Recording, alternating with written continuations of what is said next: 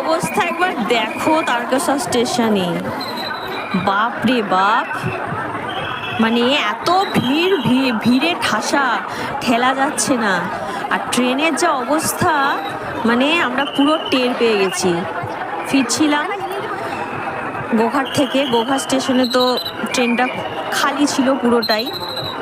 আশাই করেছিলাম যে যেহেতু শ্রাবণ মাস চলছে সে কারণে ট্রেনে প্রচুর পরিমাণে ভিড় হতে পারে তারকেশ্বর থেকে। তো সেই মতো আমরা উঠেছিলাম লেডিসে। প্রথম দিকে তো লেডিসটা ফাঁকাই ছিল, আরামবাগ অব্দিও ফাঁকা ছিল। তারপর তারকেশ্বরে এসে দেখো একবার কি অবস্থা।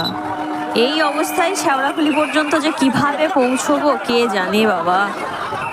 আর এখানে পুলিশরা দেখছি খুব সহযোগিতা করছেন। ট্রেনেতে লেডিস পুলিশরা উঠে সবাইকে ঠিকঠাক মতো বসিয়ে দেওয়া বা ঠিকঠাক মতো মানে দাঁড়ানো, এগুলো দেখাশোনা করছিল। ট্রেনটা অনেকক্ষণ দাঁড়িয়েছিল স্টেশনে। তো শেওড়াফুলিতে যে কিভাবে নামবো এখনও ভেবে উঠতে পারছি না। না তো যদিও জানি যে শেওড়াফুলিতে এই অবস্থায় অন্তত এই সময়টায় ট্রেনটা মানে একটুখানি বেশিক্ষণ ধরেই দাঁড়ায়। যাই হোক, দেখা যাক কিভাবে নাবি, নামতে তো হবেই।